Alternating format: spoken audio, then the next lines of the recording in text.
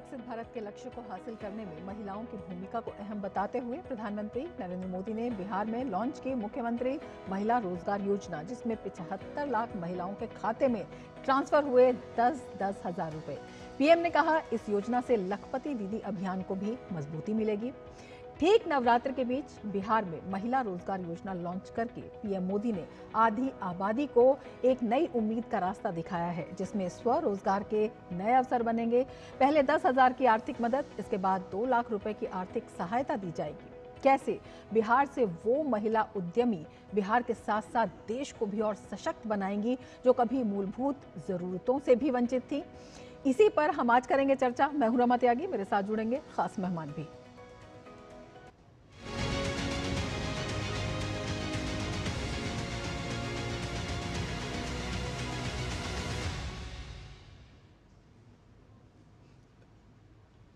चर्चा की शुरुआत करेंगे, लेकिन उससे पहले आइए देख लेते हैं ये खास रिपोर्ट।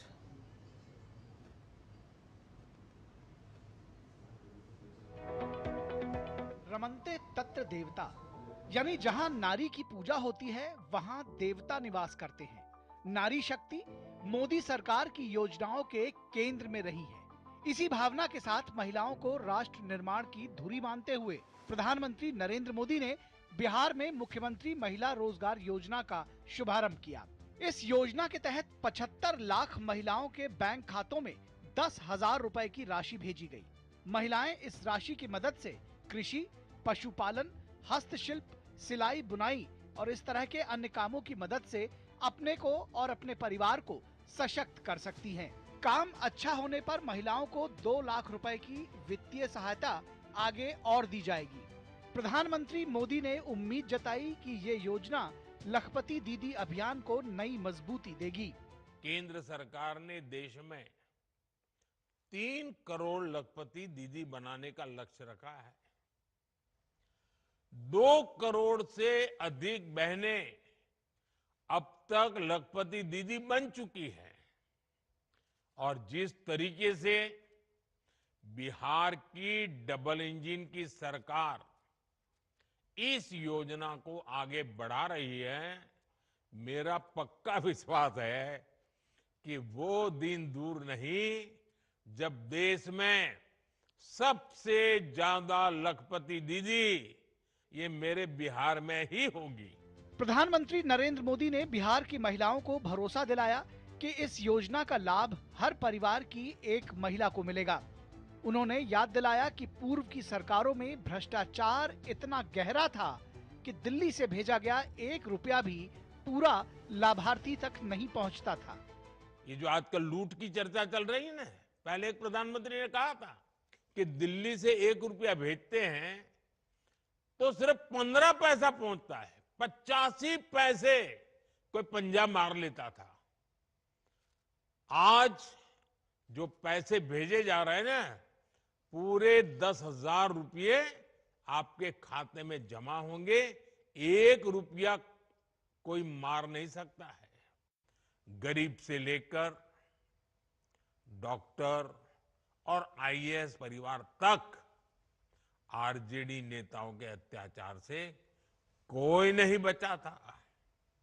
साथियों, आज जब नीतीश जी के नेतृत्व में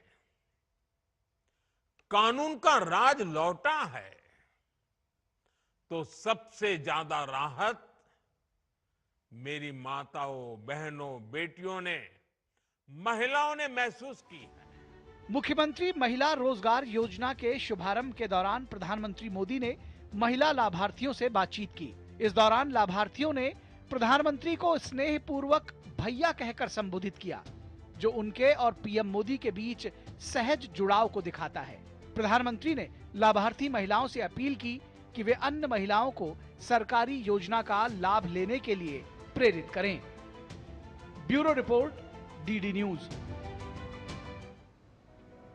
तो 75 लाख महिलाओं के बैंक खातों में 10-10 हजार रुपए पहुंच भी गए हैं। क्या कुछ कहना है लाभार्थियों को, आइए आपको दिखाते हैं।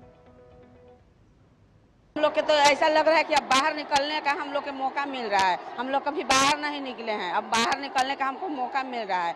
यहाँ कभी देखे नहीं थे कि पटना में ऐसा हो भी सकता है, लेकिन आज आए मोदी सरकार के योजना ऐसा बना कि हम लोग के बाहर निकलने का मौका मिल गया। अभी तक हमारे बारे में कोई 10 रुपया के बारे में नहीं कुछ सोच सका था। जिन्होंने माननीय नीतीश जी भैया और माननीय मुख्यमंत्री और माननीय प्रधानमंत्री जी ने हम लोग के लिए, महिलाओं लोग के लिए सोचे है 10,000 की राशि पहली किस्त में दी जा रही है, तो ये हमारी महिलाओं लोग के लिए बहुत ये सुखदायक चीज़ है। मोदी भैया हम लोग के लिए किए हैं, वो बहुत किए हैं। हम लोग का जो साक्षा नहीं था कि हम लोग कहीं जा सकते हैं, आ सकते हैं, उनके प्रभारिक से हम लोग कहीं आना जाना, अब ये तो हमको नहीं देखा था, इनके वास्ते ही हम लोग आए हैं ना। शौचालय जाने के लिए बहुत सोचना पड़ता था, शौचालय जाने, टॉयलेट जाने का बहुत दिक्कत था। अभी हमको बहुत अच्छा है। अब पूरी की पूरी पैसा अकाउंट पे आएगी, कोई बीच में खाएगा नहीं। सरकार का बहुत बड़ा कदम है।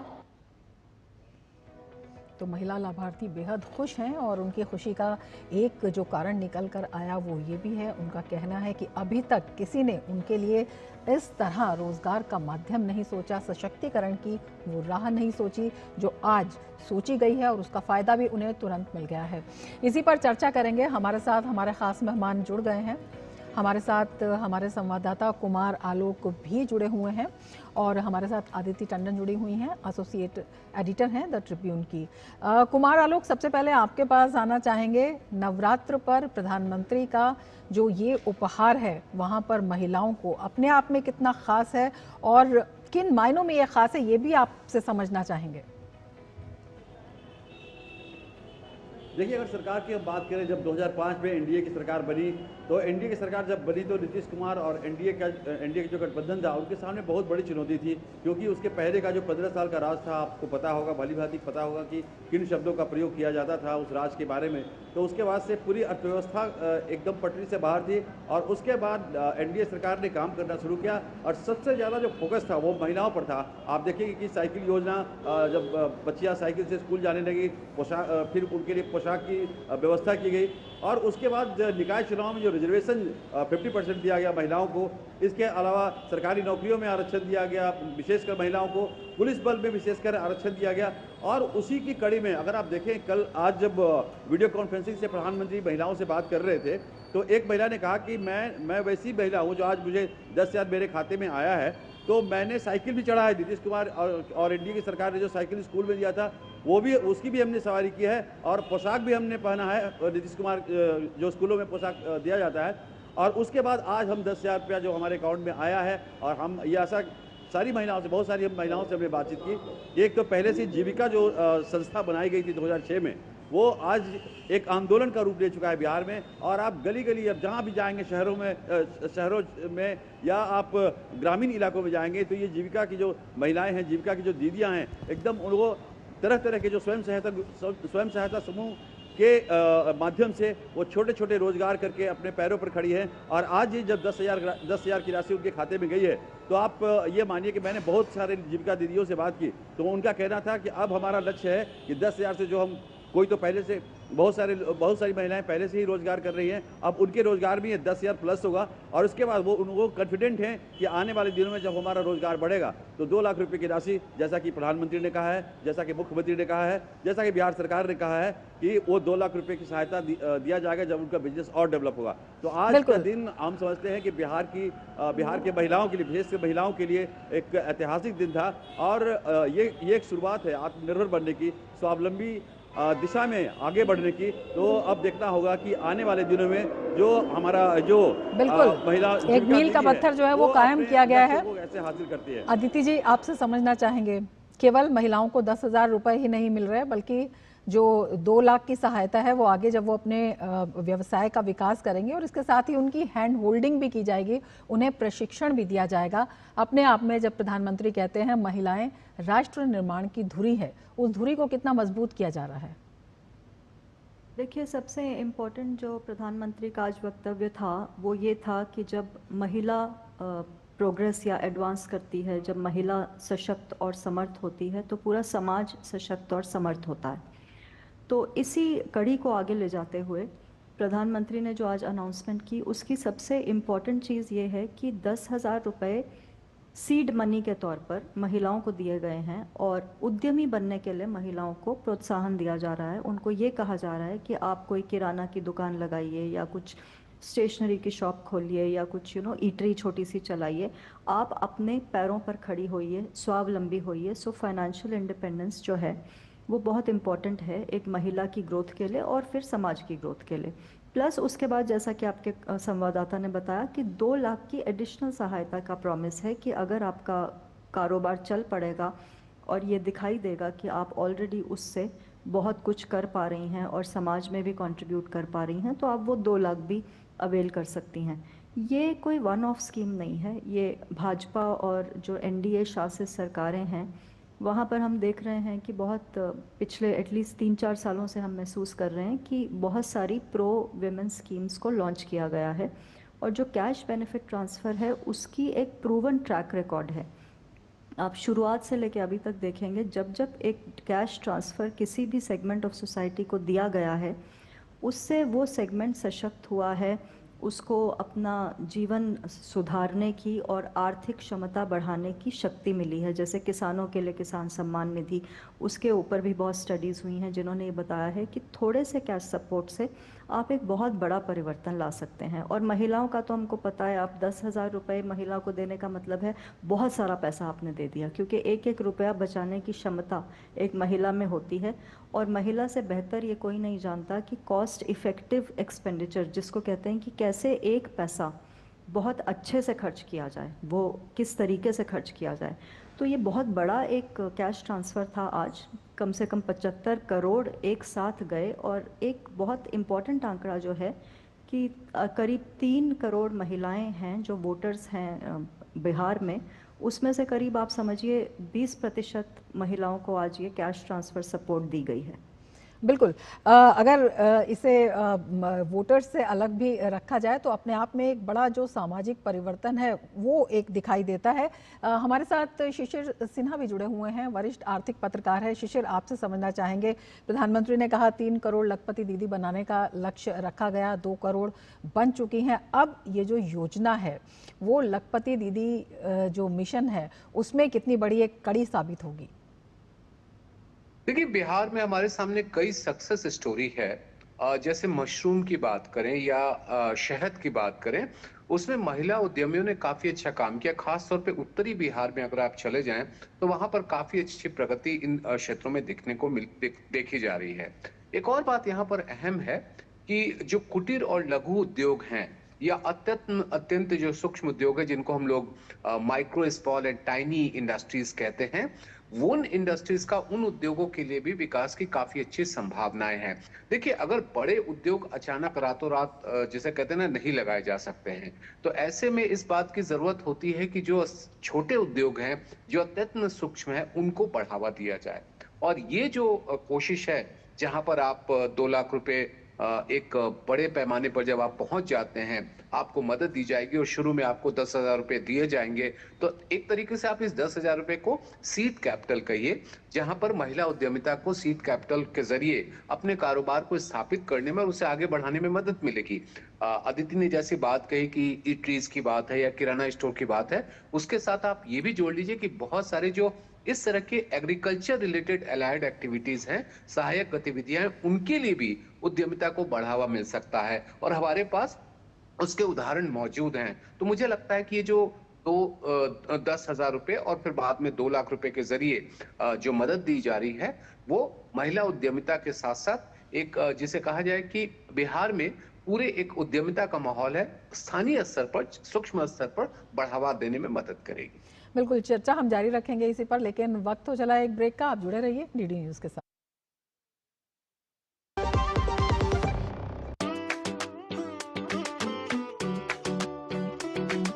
स्वच्छोत्सव के बिना उत्सव सभी व्यर्थ है। स्वच्छता के ही है तोरण और उसी के अर्थ है। हो साँच है स्वच्छता और सांझ हो इसमें सभी की काम ये, और आगे बढ़े रुके ना फिर ये कभी। स्वभाव में संस्कार में स्वच्छता उमंग हो, स्वच्छता हो धर्म और स्वच्छता ही कर्म हो। 25 सितंबर 2025 को सुबह 8 बजे एक साथ एक दिन 1 घंटे के लिए स्वच्छता के लिए श्रमदान करें। मेरी पसंद, मेरी पसंद, मेरी पसंद, मेरी पसंद, हमारी पसंद, हम सबकी पसंद। मजबूत देश का मजबूत सरिया हो गया स्टील। ब्रेक के बाद फिर से आपका स्वागत है हमारे खास कार्यक्रम में और ख़ास मेहमान हमारे साथ बने हुए हैं। हमारे संवाददाता कुमार आलोक भी हमारे साथ जुड़े हुए हैं। कुमार आलोक, आपसे समझना चाहेंगे 29 अगस्त को इसी साल ये घोषणा होती है और 26 सितंबर को ये न केवल ये लॉन्च हो जाती है बल्कि महिलाओं के खाते में पैसे भी पहुंच जाते हैं। किस तरह से सरकार और जो आमजन है उनके बीच विश्वास का एक बड़ा सेतु कायम होता है। हमने देखा कि जो महिलाएं थी वो प्रधानमंत्री को भी भैया कहकर संबोधित कर रही थी। अपने आप में इन शब्दों का काफ़ी महत्व है और इसमें अप्लाई करने की और इसकी जो आवेदन की प्रक्रिया है वो भी बेहद सरल है, वो भी आपसे समझना चाहेंगे। जी, आपने सही कहा, बिल्कुल कम समय था और कम समय में हमने देखा कि जीविका जो केंद्र थे उसमें फॉर्म भरने के लिए लाइन नहीं लगी हुई थी, बड़ी बड़ी कतारें लगी हुई थी और लोग बहुत उत्साह के साथ फॉर्म को भर रहे थे। हालांकि उन्हें संशय भी था कि हम जब उनसे पूछते थे कि आप फॉर्म भर रहे हैं, आपको 10,000 रुपया मिलेगा, तो कहीं जब आ जाएगा खाते में तब पता चलेगा। यानी कि उनको थोड़ा संशय भी लग रहा है कि 10,000 रुपया क्या मेरे खाते में आएगा। लेकिन आज जब उनके खाते में जब पैसे आए तो हमने बहुत सारी महिलाओं से बात की, जो ग्रामीण महिलाएं थी, जो बिल्कुल गरीब महिलाएं थी और दलित वर्ग से आती थी। उनका कहना था कि अब मेरे अकाउंट में पैसा आया है और मैं अब दुगने उत्साह के साथ, जो मैं छोटा काम कर रही थी उस छोटे से काम में और मैं इन्वेस्ट करूंगी 10,000 रुपये को और अपने कार को बड़ा बनाऊंगी और ऐसा बड़ा बनाऊंगी कि सरकार हमें फिर 2 लाख रुपए का जो सहायता या सब्सिडी हमको देगी भविष्य में। तो एक तरह से महिलाओं के लिए एक बड़ा दिन था आज। और आप देखें कि ऐसी जो महिलाओं के लिए विशेषकर अभी हमारे गेस्ट ने बोला कि 3 करोड़ वोटर जो महिलाएं हैं बिहार में, तो उनको लगभग 30% के पास इस पैसा पहुंच गया है और बाकियों का जो पैसा, हालांकि अगले माह अक्टूबर में दूसरा किस्त जारी किया जाएगा। बिल्कुल सपनों को जो है नई उड़ान मिलती हुई दिखाई दे रही है। अदिति जी, आपसे समझना चाहेंगे सपनों की जो ये उड़ान है जिसमें महिलाओं के सामने नए रास्ते खुलते हुए दिखाई देते हैं, स्वावलंबन भी है, सामाजिक जागृति भी है और उससे जो राष्ट्र निर्माण में उनकी भूमिका है वो तो है ही। इसका विजन प्रधानमंत्री ने बताया कि इसकी नींव तभी रख दी गई थी जब जनधन संकल्प योजना का आधार लिया गया था। 30 करोड़ से ज़्यादा खाते खुलवाए गए थे। तो एक बड़े विजन के साथ जो यात्रा हुई थी उसमें इसे कितना बड़ा एक मील का पत्थर कहा जा सकता है? देखिए, सबसे इम्पोर्टेंट जो प्रधानमंत्री ने कहा कि जनधन योजना के माध्यम से और एक जो जैम ट्रिनिटी के नाम से जिसको हम जानते हैं कि एक तो बैंक खाते खुल गए हैं, दूसरा आधार कार्ड है जिससे आइडेंटिफिकेशन होती है बेनिफिशरी की, और तीसरा आपके पास क्या है, मोबाइल अपना। तो इन तीनों के माध्यम से क्या हो रहा है कि सरकारी सिस्टम में सारे बेनिफिशरीज का एक बहुत ही फुल प्रूफ डेटा हमारे पास क्रिएट हो गया है। पहले की तरह नहीं हो रहा है कि फेक बेनिफिशरीज हैं। बहुत बार आपने प्रधानमंत्री को पार्लियामेंट संसद के परिसर से बोलते सुना होगा कि जब वो आए थे 2014 में तो बहुत सारी लिस्ट में फेक बेनिफिशरीज थे, करोड़ों की संख्या में उनको पहले हटाया गया। वो इसीलिए पॉसिबल हो पाया क्योंकि आपने जनधन अकाउंट खुलवा दिए, मोबाइल हर एक के हाथ में दे दिया और आधार कार्ड आपने सबके लिए बना दिए, तो आइडेंटिफाई हो गया और बेनिफिशरी का डेटाबेस बन गया। वो पहला काम किया आपने। आज भी जैसे प्रधानमंत्री ने कहा कि अगर ये खाते ना खुलते तो आप कहाँ डालते ये पैसा। फिर उसी संदर्भ में राजीव गांधी जी का जो जिक्र आया कि वो खुद ही मानते थे कि 1 रुपया भेजते हैं सेंटर से तो वो पहुँचते पहुँचते सिर्फ 15 पैसे रह जाता है। तो पॉइंट ये है कि आप क्या कर सकते हैं इन लूप होल्स को कम करने के लिए और ये लीकेजेस को प्लग करने के लिए। तो एक सिस्टम जब आर्किटेक्चर नीचे क्रिएट हो गया है उसके बाद फिर सिर्फ पॉलिसी लेवल पर इंटरवेंशन की बात रह जाती है, जो हम स्टेट आफ्टर स्टेट, जैसे आप देख लीजिए कि मध्य प्रदेश में सरकार ने सबसे पहले बड़ी स्केल पर लाडली बहन योजना शुरू की, जिसमें पहले 1,000 रुपया प्रति माह दिया गया महिलाओं को, उसके बाद 1250। उसके बाद आप आ जाइए महाराष्ट्र में, वहाँ पैसा थोड़ा और बढ़ाया गया, 1500 रुपये का प्रॉमिस किया गया। हमने देखा लाडकी बहन योजना के माध्यम से। फिर यही स्कीम, क्योंकि ये एक सक्सेसफुल स्कीम्स होती गई, बाद में हरियाणा में भी लागू की सरकार ने और वहाँ पर 2100 रुपया दिया गया। अभी पीछे हमने देखा दिल्ली में भी यही अनाउंसमेंट हुई जहाँ 2500 रुपया दिया गया। आज बिहार में जो सबसे इम्पॉर्टेंट चीज़ है, बहुत बड़ी संख्या में पैसा दिया गया है। 10,000 का एक टाइम पर डीबीटी होना एक बहुत बड़ा महत्व रखता है, क्योंकि ये नवरात्रों का भी वक्त है, आने वाले टाइम में फेस्टिविटीज़ भी हैं। दूसरा देखिए, सबसे इम्पॉर्टेंट ये है कि इससे इकोनॉमी को भी पुश मिलेगा, क्योंकि जीएसटी रैशनलाइजेशन अभी 22 तारीख से शुरू हुई है, पहले नवरात्रे से। उसका भी इनफैक्ट जिक्र आज प्रधानमंत्री ने किया कि हमने टैक्स दरें घटा दी हैं रोज़मर्रा की चीज़ों के लिए, ताकि आप ज़्यादा से ज़्यादा खरीदें। आपने पैसा महिलाओं के हाथ में दे दिया है, तो अब क्या होगा, ना सिर्फ ये खाली महिला के पर्सपेक्टिव से इम्पॉर्टेंट डिसीजन नहीं है, ये पूरी इकोनॉमी को फ्यूल करने का एक डिसीजन है। महिला के हाथ में पैसा दिया है, वो इस पैसे को खर्च करेगी, एक त्योहार का माहौल है, शायद कुछ उद्यम भी खोलेगी, तो वो पैसा वापस सर्कुलेट होकर इकोनॉमी में आएगा। और जब तमाम प्रदेशों में महिलाओं के हाथ में पैसा जाएगा तो एक बहुत एनर्जी क्रिएट होगी, जिसको कहते हैं अर्थव्यवस्था में। बिल्कुल। शिशिर, आपसे समझना चाहेंगे अर्थव्यवस्था की जिस तरह से बात अदिति जी ने समझाई है, उसी में और थोड़ा विस्तार देते हुए किस तरह से जब हम बात करते हैं वहाँ पर महिलाओं की, और जैसे कि सेल्फ हेल्प ग्रुप हैं उसमें शामिल होना इसमें अनिवार्य किया गया है, और ये है कि हर परिवार की एक महिला, लेकिन परिवार की जो परिभाषा है वो भी तय कर दी गई है। तो बिहार की अगर हम बात करते हैं तो वहाँ पर जो प्रति व्यक्ति आय है उसको बढ़ाने में, प्रति परिवार आय को बढ़ाने में महिलाओं की भूमिका कितनी अहम होने वाली है, और कितना बड़ा ये सशक्तिकरण है। आर्थिक सशक्तिकरण तो है ही, सामाजिक सशक्तिकरण को भी दिखाता है। देखिए रमा, हम लोग अर्थशास्त्र में एक सिद्धांत को पढ़ते हैं जिसका नाम है वर्चुअस साइकिल, यानी कि सूचक्र। अब देखिए वर्चुअस साइकिल क्या होता है कि एक पॉजिटिव से एक सकारात्मक कदम से दूसरे सकारात्मक कदम की शुरुआत होना।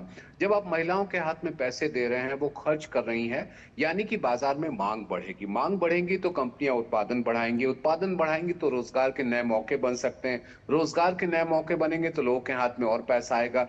तो ये जो सूचक्र है, इस सूचक्र की शुरुआत अगर महिलाओं के जरिए होती है तो उसका सामाजिक सशक्तिकरण भी बढ़ता है, क्योंकि महिलाएं आर्थिक रूप से मजबूत होंगी तो उसका फायदा समाज को होगा ही।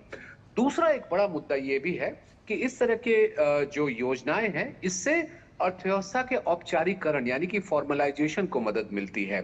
जब आपका सारा डेटा एक सरकार के पास उपलब्ध हो जाता है तो उससे इसी योजना में नहीं, बाकी कोई भी योजना बनाई जाए उसमें मदद दी जा सकती है। जैसे मुद्रा योजना की बात करें या स्टैंड अप स्कीम की हम लोग बात करें, इस तरह की योजनाओं के जरिए अगर हमें मदद देनी है तो किसको मदद देनी है, ये एक बहुत बड़ा मुद्दा होता है। और आपके पास अगर ये डेटाबेस अवेलेबल है तो आप उससे मदद कर सकते हो। तीसरा जो बड़ा महत्वपूर्ण मुद्दा है कि एक सामान्य धारणा है कि महिलाएं अर्थ के मामले में जितनी मजबूत होती हैं, यानी संसाधनों का जिस तरीके से इस्तेमाल करते, जिसका जिक्र अदिति भी कर रही थी, और हम लोग अपने घरों में भी देखते हैं कि संसाधनों का आवंटन अगर कोई अच्छे तरीके से कर सकता है वो महिलाएं कर सकती हैं, ये एक सच्चाई है। और उसी का अगर आप उनके हाथ में संसाधन उपलब्ध कराते हैं तो उसका बेहतर इस्तेमाल होगा। तो आर्थिक सशक्तिकरण से सूचक्र की शुरुआत, फिर आपके लिए अर्थव्यवस्था का औपचारिकरण और फिर सामाजिक सशक्तिकरण। तो इस योजना के 3 अहम पहलू आ जाते हैं। बिल्कुल, बहुत शुक्रिया इन पहलुओं को इतने सरल शब्दों में समझाने के लिए। शिशिर आपका, आदिति जी आपका, और कुमार आलोक आपका बहुत शुक्रिया हमसे जुड़ने के लिए और तमाम जो विचार हैं हमारे दर्शकों के साथ साझा करने के लिए। तो महिला सशक्तिकरण जो केंद्र सरकार के उसकी प्रतिबद्धताओं में शामिल है, न केवल सशक्तिकरण, कैसे इस सशक्तिकरण को देश के सशक्तिकरण में, आत्मनिर्भरता में एक अहम टूल बनाया जाए, उसका भी ये एक बड़ा विजन है। चर्चा में फिलहाल इतना ही, दीजिए इजाजत, नमस्कार।